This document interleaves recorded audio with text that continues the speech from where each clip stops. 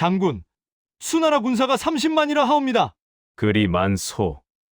예, 하오나 그들이 모두 살아 돌아갈 것 같지는 않사옵니다. 을지문덕이 지도를 펼쳐 보이며 낮게 웃었습니다. 그로부터 400년 뒤, 또 다른 장수가 비슷한 상황 앞에 섰죠. 강감찬은 거란의 10만 대군 앞에서 이렇게 말했습니다. 물을 막으라. 그리고 다시 573년이 흘러 이순신은 12척의 배로 외선 330척을 마주했어요. 새 전투, 새 승리.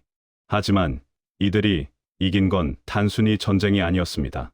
그들은 각자의 시대에서 불가능이라는 이름의 적과 싸웠던 겁니다. 신이 보기에 저들은 이미 져 있사옵니다. 을지문덕의 말에 휘하 장수들이 술렁였습니다. 수나라 대군이 압록수를 건너 남하하고 있었거든요. 30만이라는 숫자는 고구려 전체 병력을 압도하는 규모였죠. 장군, 무슨 뜻이옵니까? 저들이 가진 것은 숫자뿐이오. 우리가 가진 것은 이 땅이오. 을지문덕은 평양성 방어를 총괄하는 책임자였습니다. 영영왕은 그에게 전권을 주었어요. 적을 막되 성을 지키라는 명이었죠. 하지만 을지문덕의 계산은 달랐습니다. 수나라 군대는 보급선이 너무 길었거든요. 요동에서 평양까지 그들이 먹고 마실 것을 날라야 하는 거리는 1000리가 넘었습니다. 성문을 열지 마시옵소서. 부하가 보고했습니다.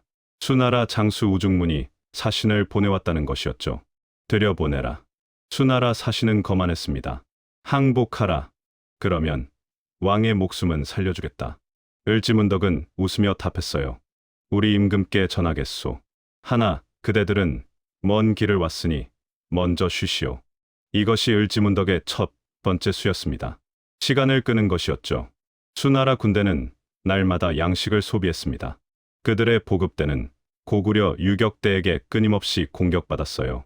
우중문은 조급해졌습니다. 평양성을 공격하겠소. 하지만 을지문덕은 성문을 열지 않았습니다. 대신 소규모 부대를 내보내 적을 괴롭혔죠. 수나라 군사들은 지쳤습니다. 싸우려 해도 상대가 나타나지 않았거든요. 후퇴하려 해도 뒤에서 화살이 날아왔습니다. 이대로는 안 돼요. 우중문의 참모가 말했습니다. 양식이 떨어지고 있사옵니다. 병사들이 굶주리기 시작했습니다. 수나라는 선택의 기로에 섰어요. 계속 평양성을 공격할 것인가, 아니면 퇴각할 것인가. 을지문덕은 이때를 기다렸습니다. 그는 우중문에게 편지를 보냈죠.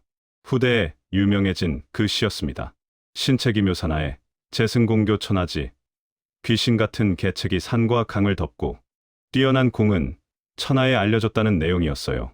겉으로는 찬양이었지만 속뜻은 달랐습니다. 이제 그만 돌아가시오. 우중문은 이 시를 읽고 분노했습니다. 저들이 감히. 하지만 그의 참모들은 현실을 직시했죠. 장군, 더 이상은 무리옵니다. 양식이 바닥났습니다.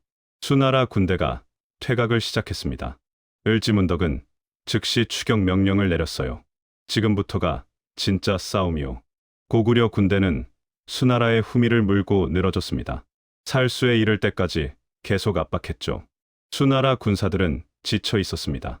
먹을 것도 없고 사기도 떨어진 상태였어요. 강을 건너라. 우중문이 명령했습니다. 하지만 그것이 함정이었죠. 을지문덕은 살수 상류에 둑을 쌓아두었습니다. 수나라 군대가 강 중간쯤 왔을 때 그 둑을 터뜨렸어요. 물이 쏟아졌습니다. 강물이 갑자기 불어났고 수나라 군사들은 떠내려갔죠. 건너던 자들은 익사했고 건너지 못한 자들은 고구려 군대에게 포위됐습니다. 쏘아라. 살수는 그날 핏빛으로 물들었습니다. 30만 대군 중 살아 돌아간 자는 수천에 불과했다고 기록되어 있어요. 을지문덕은 단 한 번의 대규모 회전으로 수나라의 침략을 막아냈던 겁니다. 영영왕이 물었습니다. 장군, 어찌 그리 정확히 알았소? 신은 단지 저들이 사람임을 알았을 뿐입니다. 사람은 먹어야 하고 쉬어야 하고 지치면 실수한다는 것을요. 살수대처 이후 수나라는 다시는 고구려를 침공하지 못했습니다. 을지문덕의 전략은 단순했지만 완벽했어요. 적의 약점을 파악하고 그것을 극대화하고 결정적 순간에 일격을 가하는 것. 이것이 그가 남긴 승리의 공식이었죠. 여러분, 살수대첩을 단순히 을지문덕이 수나라를 이긴 전투로만 기억하시나요? 사실 이 전투는 완벽한 전략 교과서였습니다. 을지문덕은 힘으로 싸우지 않았어요. 시간, 보급, 지형, 심리전 모든 요소를 계산했죠. 그는 적이 스스로 무너지게 만들었습니다. 30만 대군을 상대로 어떻게 이런 승리가 가능했을까요? 다음 시퀀스에서는 을지문덕이 사용한 구체적인 전술과 수나라가 걸어 들어간 함정의 정체를 파헤쳐 보겠습니다. 물을 막으라 하셨습니까? 부하 장수가 되물었습니다. 을지문덕의 명령이 이해되지 않았던 거죠. 그렇소. 살수 상류의 둑을 쌓으시오. 크게, 견고하게. 하오나 장군. 그것이 무슨. 저들이 강을 건널 때 쓸 것이오. 을지문덕의 계획은 치밀했습니다. 그는 수나라 군대가 반드시 살수를 건너야 한다는 것을 알았어요. 요동으로 돌아가려면 그 강을 지나야 했거든요. 문제는 타이밍이었습니다. 언제 둑을 터뜨려야 최대의 피해를 줄 수 있을까? 고구려 정찰대가 보고했습니다. 수나라 군대가 움직입니다. 평양에서 철수하고 있사옵니다. 예상대로로군. 을지문덕은 이미 알고 있었습니다. 수나라는 보급이 끊겼고 병사들은 굶주렸고 사기는 바닥이었어요. 우중문에게는 선택지가 없었죠. 퇴각만이 유일한 길이었습니다. 추격 부대를 내보내시오. 하나 전멸시키려 하지 마시오. 예, 저들을 살려두되 쉬지 못하게 하시오. 잠도, 밥도, 편안함도 없게끔. 이것이 을지문덕의 심리전이었습니다. 고구려 기병대는 수나라, 후미를 끊임없이 괴롭혔어요. 밤이면 기습하고 낮이면 추격했죠. 수나라 군사들은 잠을 잘 수 없었습니다. 언제 공격받을지 모른다는 공포가 그들을 짓눌렀어요. 장군, 저들이 지쳐가고 있사옵니다. 정찰병이 보고했습니다. 행군 속도가 느려졌고 대열이 흩어졌습니다. 조소, 계속 몰아붙이시오. 을지문덕은 적을 죽이는 것보다 지치게 만드는 것을 택했습니다. 지친 적은 판단력을 잃거든요. 급하면 실수하고 실수하면 기회가 생기는 법이었죠. 살수에 도착하기 사흘 전 우중문은 결정을 내렸습니다. 강을 빠르게 건너겠다. 고구려군이 따라오기 전에. 이것이 을지문덕이 기다리던 판단이었습니다. 급한 적은 주변을 살피지 않아요. 우중문은 상류를 확인하지 않았죠. 둑이 있다는 것을, 그것이 함정이라는 것을 몰랐습니다. 장군, 수나라 선봉이 강에 도착했습니다. 반만 건너게 하시오. 을지문덕의 계산은 정확했습니다. 수나라 군대가 절반쯤 강을 건넜을 때, 그때가 가장 취약한 순간이었어요. 앞은 건넜고 뒤는 건너지 못한 상태. 서로 도울 수도 없는 상황이었죠. 지금이요. 둑이 터졌습니다. 물이 쏟아져 내렸어요. 강물은 순식간에 불어났고 강 한가운데 있던 수나라 군사들은 속수무책이었습니다. 무거운 갑옷을 입고 있었거든요. 헤엄칠 수도 없었죠. 쏘아라. 고구려 군대는 강 양쪽에서 화살을 쏘아댔습니다. 물에 빠진 자들은 화살에 맞았고 화살을 피한 자들은 물에 휩쓸렸어요. 강을 건넌 자들은 고립됐고 건너지 못한 자들은 포위됐습니다. 우중문은 그제야 깨달았습니다. 자신이 함정에 걸렸다는 것을요. 하지만 이미 늦었죠. 그의 군대는 산산이 부서졌고 30만 대군은 역사 속으로 사라졌습니다. 살아남은 수나라 장수가 우중문에게 물었습니다. 저들은 어찌 이리 모든 것을 알았습니까? 저들은 알았던 것이 아니오. 우리가 그렇게 행동하도록 만들었던 것이오. 을지문덕의 승리는 우연이 아니었습니다. 그는 수나라가 어떻게 움직일지, 어디서 실수할지, 언제 무너질지 모두 예측했어요. 아니, 예측이 아니라 유도했던 겁니다. 적을 원하는 곳으로 몰고, 원하는 시간에 함정에 빠뜨리고, 원하는 방식으로 무너뜨렸죠. 평양으로 돌아온 을지문덕에게 영양왕이 물었습니다. 경은 어찌 그리 많은 것을 내다보았소? 신은 내다본 것이 아니옵니다. 다만 적이 원하는 것을 알았을 뿐입니다. 적은 빨리 돌아가고 싶어 했고 신은 그 길목에 덫을 놓았을 뿐이옵니다. 살수대첩은 한국사에 기록된 가장 완벽한 전략적 승리 중 하나였습니다. 을지문덕은 병력으로 싸우지 않았어요. 지형, 보급, 시간, 심리 모든 요소를 무기로 삼았죠. 그리고 그 무기들은 적 스스로를 파괴하게 만들었습니다. 을지문덕의 전술은 현대 군사학에서도 연구됩니다. 적을 유도하여 무너뜨린다. 이것이 그의 핵심이었죠. 400년 뒤, 또 다른 장수가 비슷한 상황에 직면합니다. 이번에는 거란이었어요. 물을 막으라. 강감찬의 명령에 병사들이 움직였습니다. 흥화진 상류의 개천, 그곳에 둑을 쌓기 시작했어요. 대감, 이것이 무슨 소용이옵니까? 부하가 물었습니다. 거란군 10만이 쳐들어오는데 작은 개천에 물을 막는다는 것이 이해되지 않았던 거죠. 소용이 있을 것이요. 강감찬은 70대의 노장이었습니다. 현종은 그에게 거란을 막으라는 중책을 맡겼어요. 대감의 지혜를 믿습니다라는 말과 함께였죠. 하지만 상황은 절망적이었습니다. 고려군은 3만, 거란군은 10만, 숫자로는 이길 수 없는 싸움이었거든요. 대감께서는 무슨 생각을 하고 계시옵니까? 강감찬은 지도를 펼쳐 보였습니다. 저들이 올 길은 하나뿐이요. 흥화진을 거쳐 개경으로 오는 길. 우리는 그 길목에서 기다릴 것이요. 하오나 적이 너무 많지 않사옵니까? 많으면 무슨 소용이요. 한꺼번에 덤빌 수 없다면. 강감찬의 전략은 명확했습니다.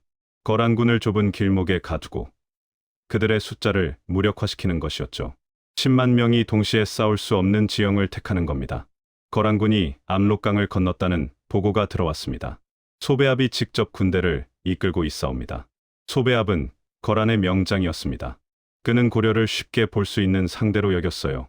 늙은이 하나가 무엇을 할 수 있겠는가라고 말했다고 기록되어 있죠. 하지만 강감찬은 이미 준비를 끝낸 상태였습니다. 흥화진의 둑은 완성됐고 병사들은 배치됐어요. 이제 적이 오기만을 기다렸습니다. 대감, 거란군이 흥화진에 도착했습니다. 물을 터뜨리시오. 둑이 무너졌습니다. 개천에 물이 쏟아져 내렸어요. 거란군의 선봉은 갑자기 불어난 물에 당황했죠. 말들이 놀랐고 대열이 흩어졌습니다. 지금이요. 고려군이 공격했습니다. 혼란에 빠진 거란군은 제대로 대응하지 못했어요. 강감찬은 적의 선봉을 격파하고 즉시 후퇴했습니다. 쫓지 마시오. 우리가 원하는 것은 저들을 지치게 만드는 것이오. 소배압은 분노했습니다. 감히 고려군이. 하지만 그는 신중했어요. 함정일 수 있다. 천천히 진군하라. 강감찬이 원한 것이 바로 이것이었습니다. 거란군이 천천히 조심스럽게 움직이는 것. 시간이 지날수록 그들의 보급은 어려워질 테니까요. 고려군은 계속 후퇴했습니다. 싸우지 않고 도망만 치는 것처럼 보였어요. 소배압은 의심했습니다. 저들이 왜 싸우지 않는가? 겁을 먹은 것이옵니다. 부하가 말했습니다. 하지만 소배압은 확신할 수 없었죠. 강감찬이라는 이름은 거란에서도 알려진 명장이었거든요. 개경 근처까지 진군한 거란군은 당황했습니다. 고려군이 갑자기 사라졌어요. 어디로 간 것이냐? 모르겠사옵니다. 흔적이 끊겼습니다.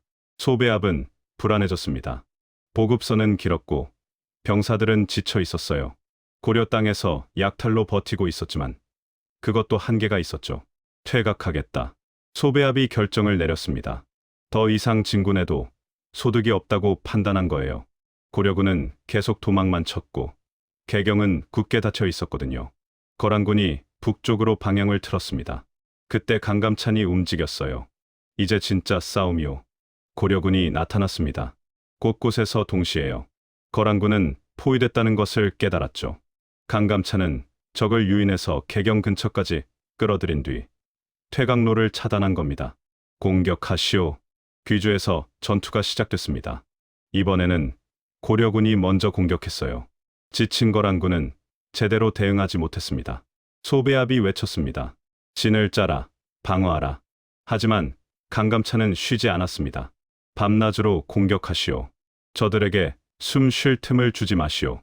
귀주 전투는 사흘 밤낮 계속됐습니다. 거란군은 점점 무너졌고 소배압은 간신히 목숨을 건져 도망쳤어요. 10만 대군 중 돌아간 자는 수천에 불과했다고 기록되어 있죠. 현종이 물었습니다. 경은 어찌 그리 정확히 적의 움직임을 알았소? 신은 안 것이 아니옵니다. 다만 저들이 그렇게 행동하도록 만들었을 뿐입니다. 을지문덕과 똑같은 답이었습니다. 400년의 시간을 넘어 같은 지혜가 반복된 거죠. 귀주 대첩은 단순한 승리가 아니었습니다. 강감찬은 70노장의 몸으로 거란의 10만 대군을 격파했어요. 그의 전술은 을지문덕과 놀랍도록 유사했죠. 다음 시퀀스에서 그 비밀을 파헤쳐 보겠습니다. 대감, 저들이 퇴각합니다. 병사가 보고했을 때 강감찬은 웃지 않았습니다. 지금부터가 시작이요. 귀주로 향하는 길은 좁았습니다. 양쪽이 산으로 막힌 계곡이었죠. 강감찬은 그곳에 병력을 매복시켰어요. 거란군이 반드시 지나가야 하는 길목이었거든요. 소배압은 조급했습니다. 빨리 압록강을 건너야 한다. 하지만 10만 대군이 움직이는 것은 쉽지 않았어요. 대열은 길었고 속도는 느렸습니다. 게다가 고려군의 추격을 받고 있었죠. 후방이 공격받고 있사옵니다. 무시하고 진군하라. 소배압의 명령이었습니다. 하지만 병사들은 불안했어요. 뒤에서는 고려군이 쫓아오고 앞길은 불확실했거든요. 귀주 계곡에 들어섰을 때 거란군은 함정을 깨달았습니다. 매복이다. 고려군이 사방에서 나타났어요.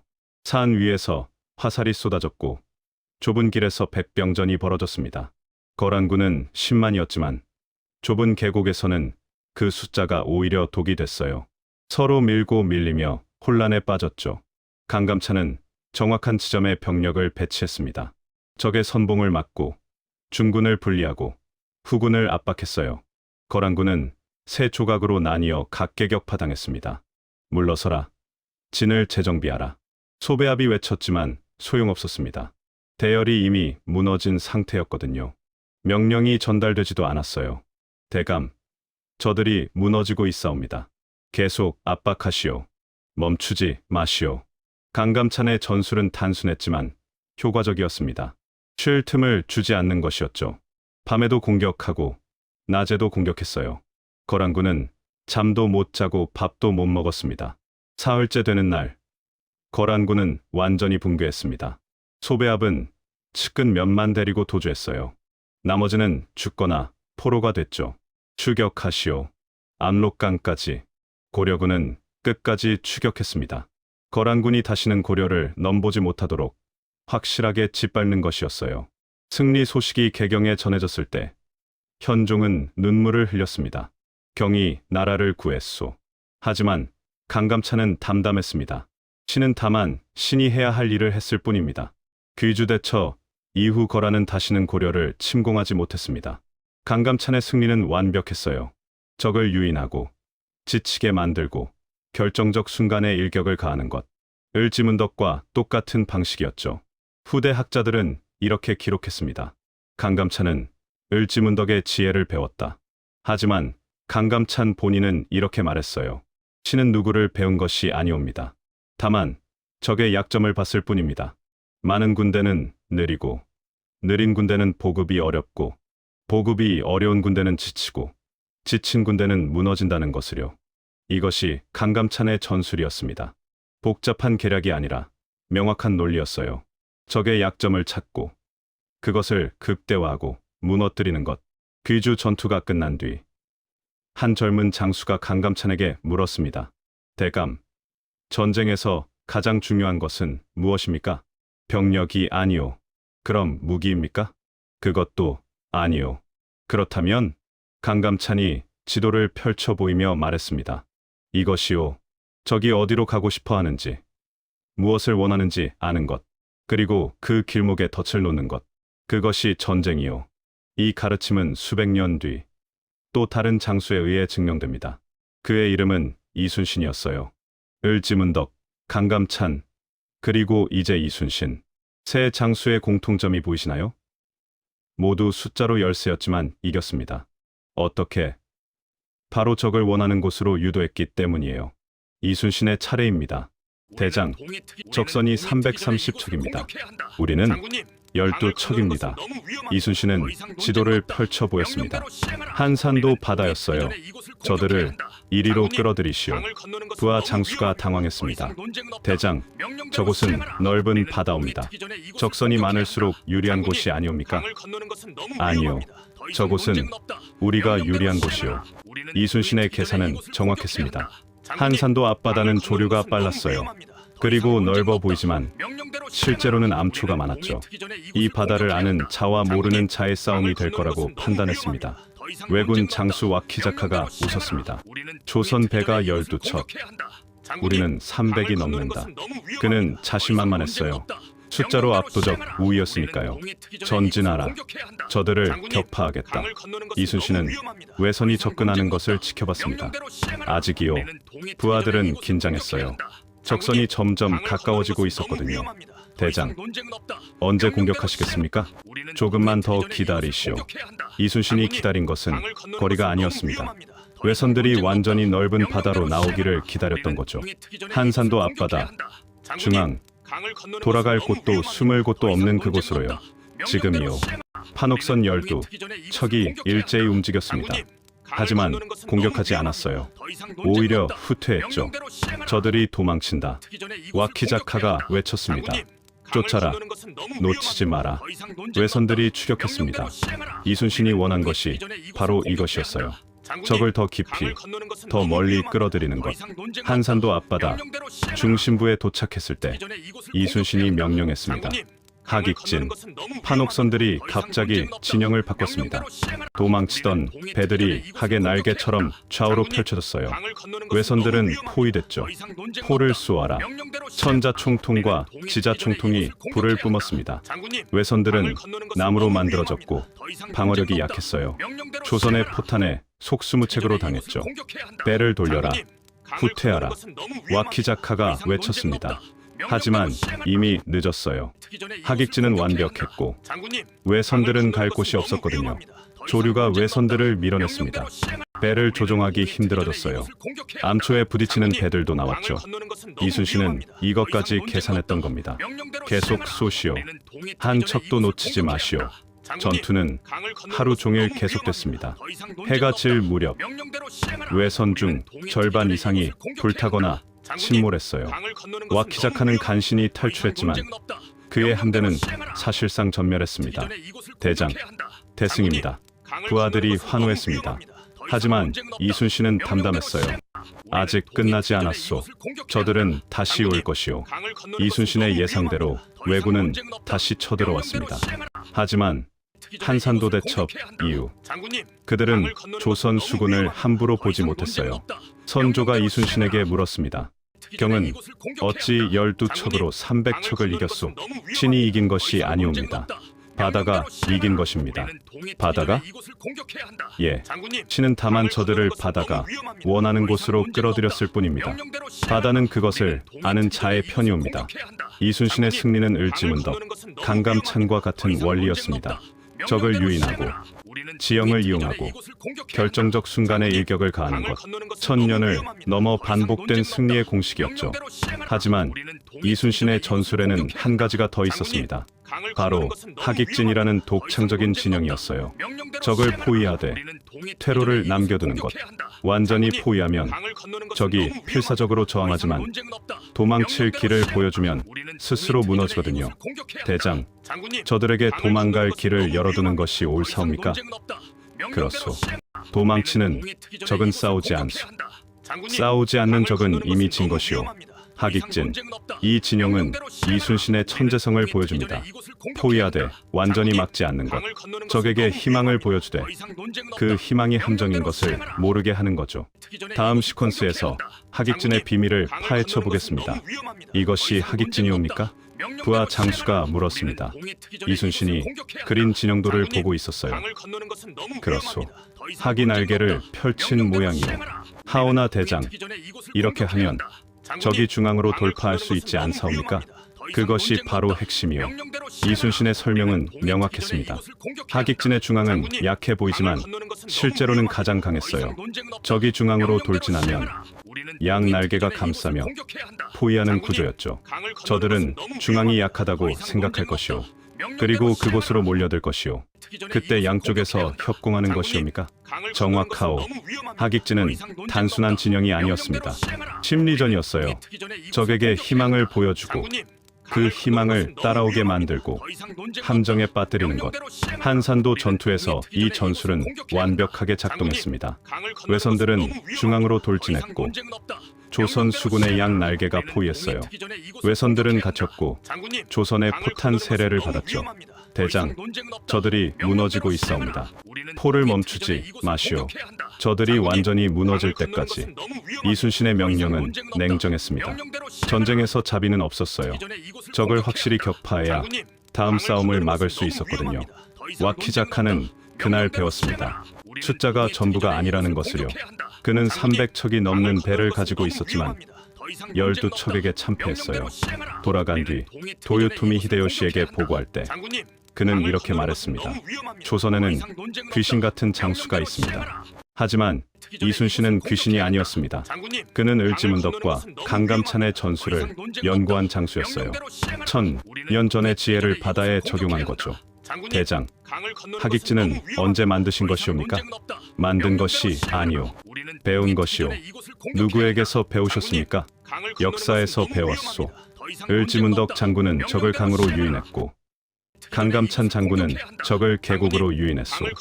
나는 적을 바다로 유인할 뿐이오. 이순신의 겸손한 답변이었지만 사실 하객진은 그의 독창적 발명이었습니다. 육지 전투의 원리를 바다에 적용한 천재적 전술이었죠. 하객진의 핵심은 유인과 포위였습니다. 적을 원하는 곳으로 끌어들이고 그곳에서 섬멸하는 것. 을지문덕은 강으로, 강감찬은 계곡으로, 이순신은 바다로 끌어들였어요. 대장, 만약 적이 유인에 넘어오지 않으면 어찌하시겠습니까? 이순신이 웃었습니다. 그럼 우리가 먼저 후퇴하는 척하면 돼요. 적은 반드시 쫓아오. 왜냐하면 그들은 우리가 겁먹었다고 생각할 테니까. 그것도 계산이셨습니까? 물론이요. 전쟁은 계산이요. 감정이 아니라. 한산도 대첩 이후 이순신은 같은 전술을 반복 사용했습니다. 왜군은 알면서도 당했어요. 하객진을 안다고 해서 피할 수 있는 것이 아니었거든요. 바다라는 공간 자체가 조선 수군에게 유리했으니까요. 명량해전에서도 이순신은 같은 원리를 적용했습니다. 12척으로 133척을 상대할 때 그는 울돌목이라는 좁은 바다를 택했어요. 넓은 바다에서는 숫자가 힘이지만 좁은 바다에서는 전술이 힘이었죠. 대장, 왜 항상 적을 좁은 곳으로 유인하십니까? 좁은 곳에서는 많은 배가 소용없소. 한 번에 몇 척만 싸울 수 있으니까. 그럼 12척 대 12척이 돼요. 우리 배가 더 강하니 우리가 이기는 것이요. 단순하지만 명확한 논리였습니다. 적의 장점을 무력화시키고 아군의 장점을 극대화하는 것. 이것이 이순신의 전술이었어요. 세 장수의 공통점이 명확해졌습니다. 을지문덕, 강감찬, 이순신 모두 적을 유인했어요. 강으로, 계곡으로, 바다로. 그리고 모두 이겼죠. 이제 그들의 승리가 무엇을 의미하는지 살펴보겠습니다. 장군들께서는 모두 같은 방법을 쓰셨습니다.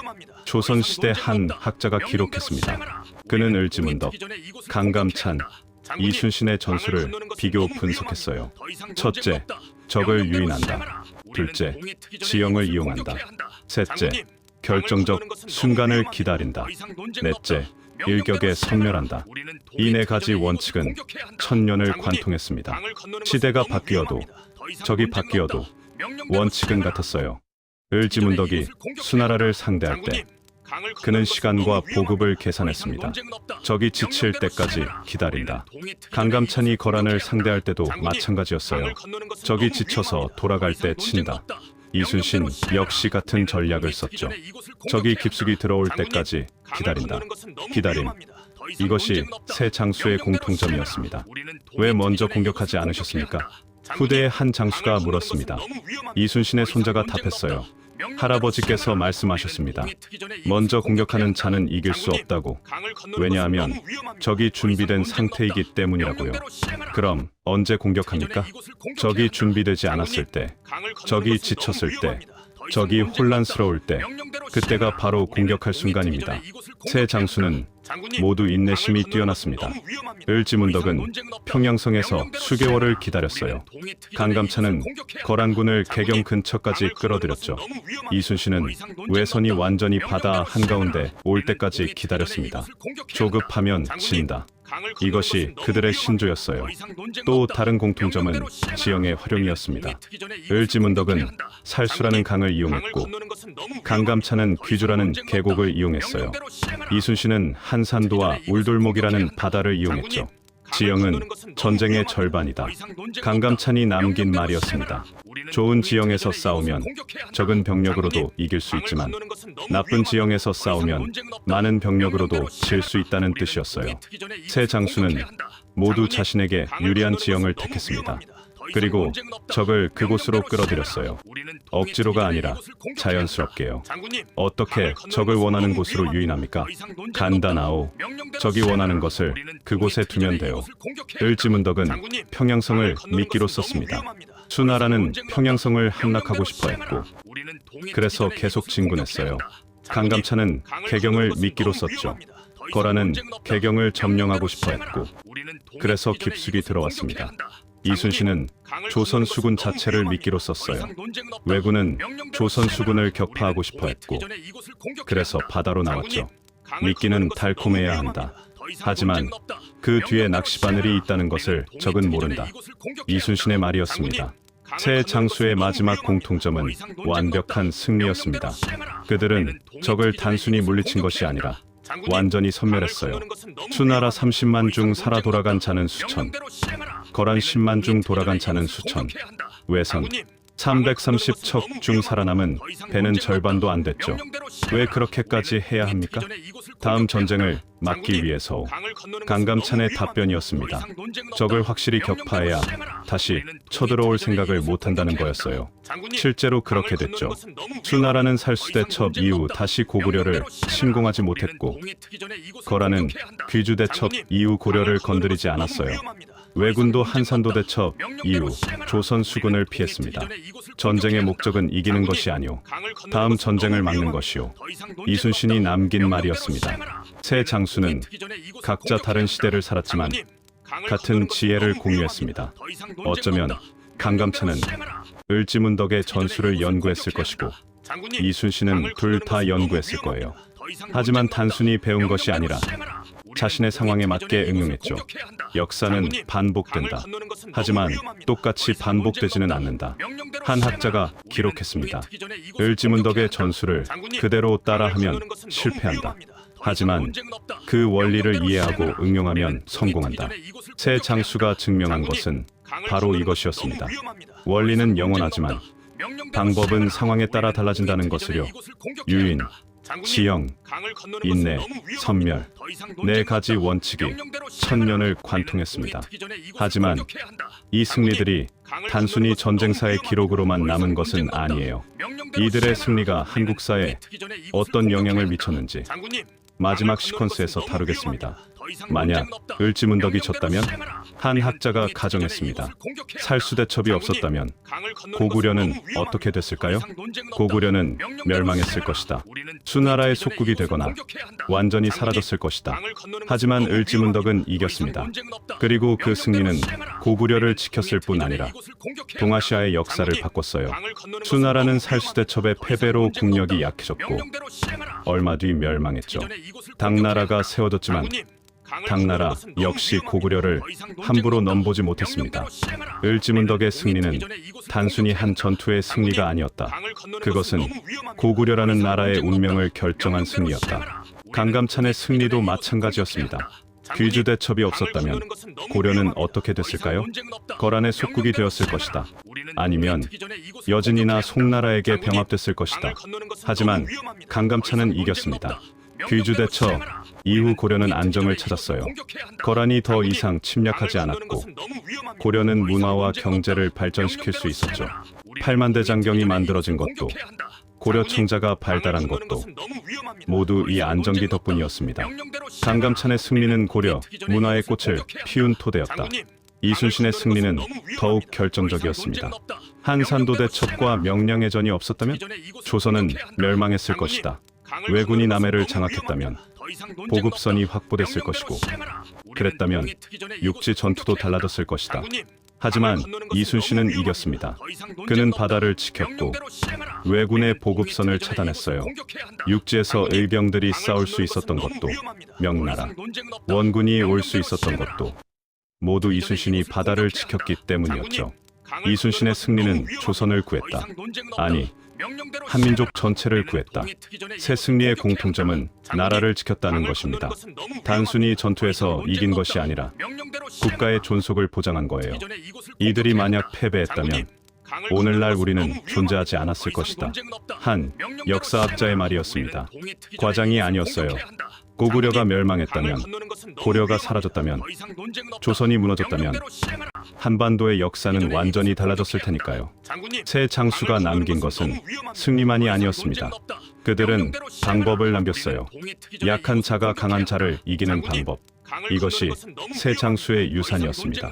숫자로 열세여도, 무기가 부족해도 이길 수 있다는 것. 지혜와 전략과 인내로 이길 수 있다는 것을 증명했죠. 현대 군사학에서도 새 장수의 전술은 연구됩니다. 특히 이순신의 하깃지는 해군 전술의 교과서로 쓰이고 있어요. 을지문덕의 유인 전술은 게릴라전의 원조로 평가받죠. 강감찬의 지형 활용은 방어전의 모범 사례로 꼽힙니다. 그들은 단순히 과거의 장수가 아니다. 그들은 오늘날에도 살아있는 전략가다. 한 군사학자의 평가였습니다. 새 장수의 또 다른 유산은 희망이었습니다. 절망적인 상황에서도 이길 수 있다는 희망을 남긴 거예요. 을지문덕은 30만 대군을 상대로 이겼습니다. 강감찬은 70노장의 몸으로 10만 대군을 격파했어요. 이순신은 12척으로 300척을 이겼죠. 불가능은 없다. 이것이 그들이 남긴 메시지였습니다. 역사는 이들을 영웅으로 기록했지만 그들은 자신을 영웅이라 생각하지 않았어요. 나는 다만 내가 해야 할 일을 했을 뿐이다. 강감찬의 말이었습니다. 이순신도 비슷하게 말했죠. 신은 단지 신의 직분을 다했을 뿐입니다. 겸손했지만 그들의 영향은 겸손하지 않았습니다. 1000년을 넘어 오늘날까지 그들의 이름은 살아있어요. 을지문덕, 강감찬, 이순신, 한국사 3대 대첩의 주인공들이죠. 이들의 승리는 단순한 전투의 승리가 아니었다. 그것은 지혜의 승리였고, 전략의 승리였고, 무엇보다 의지의 승리였다. 한 역사가가 남긴 말입니다. 새 장수는 각자 다른 시대를 살았지만 같은 정신을 공유했어요. 나라를 지키겠다는 의지, 백성을 구하겠다는 책임감, 불가능을 가능으로 만들겠다는 신념. 오늘날 우리가 이들을 기억하는 이유는 단순히 그들이 이겼기 때문이 아닙니다. 그들이 어떻게 이겼는가를 기억하는 거예요. 지혜로, 전략으로, 인내로, 용기로. 역사는 승리를 기록하지만 우리는 승리의 방법을 배운다. 이것이 새 장수가 남긴 가장 큰 유산이었습니다. 그들의 전술은 교과서가 됐고 그들의 정신은 영감이 됐죠. 1000년이 지난 오늘날에도 그들의 이야기는 계속됩니다.